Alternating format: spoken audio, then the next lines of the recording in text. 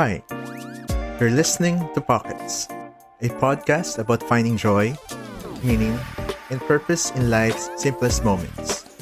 I'm Richmond Camero. Let's dive into today's journey.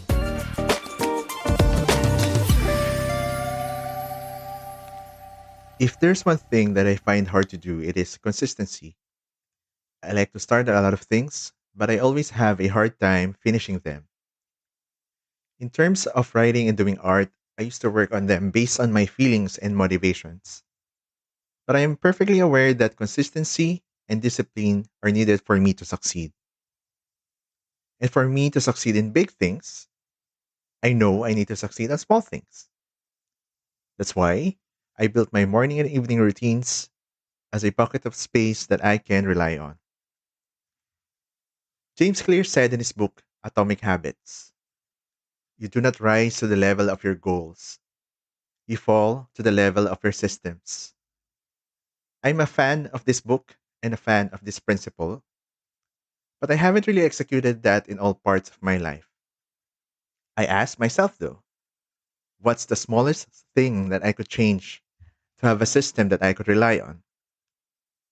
My answer is to tweak my morning and evening routines. I'm working full time in the software industry, and at the same time, I want to flourish in my creative endeavors, writing, this podcast, and creating art.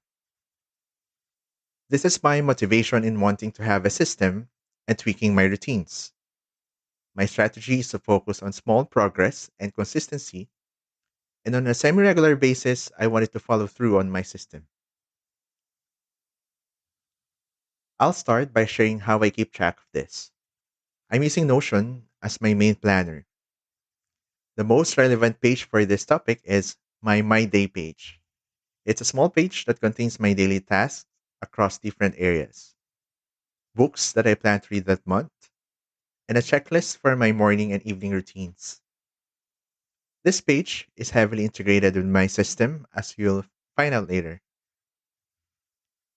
Now, for my morning routine, I usually come in at work at 10 a.m. in the morning, so I have a few hours to do what I want and need to do. To allow me to focus on things that matter, I also set up a blocker for social media apps in the morning. I can only access them by 9:30 when I'm transitioning to work. The first in the list is to read for at least 10 minutes. When I wake up, I want to have some time for quiet before I go through the day. As I've told you in the previous episode of this podcast, reading is an important part of my life. It's my way to feel the well, and it's one way to get influences on the stories I want to create or how I write. So I also have to make time for it, and mornings are a good way to do that when the world is still quiet. The next thing in my morning routine is to check my tasks for the day. As I mentioned earlier, I have a page in Notion that tracks this. Checking this in the morning prepares me mentally for what comes ahead. It allows me to check which ones would need more effort and which ones I need to prioritize. At this point, what matters for me on the list are the creative tasks that I need to do. Because the last item in my morning routine is to spend 15 minutes doing something creative. I'm not the type who wakes up really early, but I recognize mornings are the best time for me to do something creative. Given my day job, the rest of the day might be unpredictable, and I would mostly feel tired in the evenings. So in the morning, I make sure to spend a few minutes doing art. My creative focus varies. At most times, I would write some paragraphs in my current draft or outlining. Sometimes I would journal or I would draw. What matters is that I do something, so I know that I am a small step closer towards my creative goals. After that, I consider my minimum morning routine done. When I'm able to do these things, I would feel creatively fulfilled. After my morning routine, I transition to my day job by looking into my daily tasks. Then, after I'm done for the day, maybe an hour to an hour and a half before I go to sleep, I start my evening routine. It starts with planning the next day.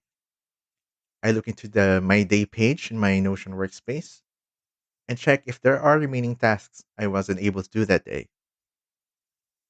If there are remaining tasks, those will be included in the next day. I write down 1 to 3 things that I need to do for work, school, and my creative endeavors. This part of my evening routine helps me anticipate my tasks for the next day. Next is my creative reflection in my Crafted Today journal. As I mentioned in my previous episode about journaling, I maintain a daily journal for my creative work. This contains my reflection on the things I created that day, and it makes me mindful on how I spend my time. The next step is mise en place. This is a culinary term that means putting in place or making sure that ingredients are prepared and organized before cooking. In the context of my evening routine, it's a reset of my digital and physical workspace. I make sure that my table is clear. I put my pens, papers, and notebooks back in their cases and shelves. If there's anything that I would need for the next morning, I make sure that they are visible on my desk. It's an important step to prepare my future self, and it lessens the resistance for the things that I have to do for the next day. Finally, the last piece of my evening routine is to read for 10 minutes. Reading in the evening helps me shift to rest mode, and it gives me extra time to explore worlds that I want to be into or learn stuff that I want. In most days, I would be able to do these things, but there would be days that I would miss a step. Sometimes I would have to shift some of the things that I need to do from the morning in the evening. And sometimes I wouldn't just have the time for some of the steps. When this happens, I try my best to remind myself that I can try again tomorrow and to trust in my system. It's alright to miss a day or two. I would just need to pick it up again and follow the system.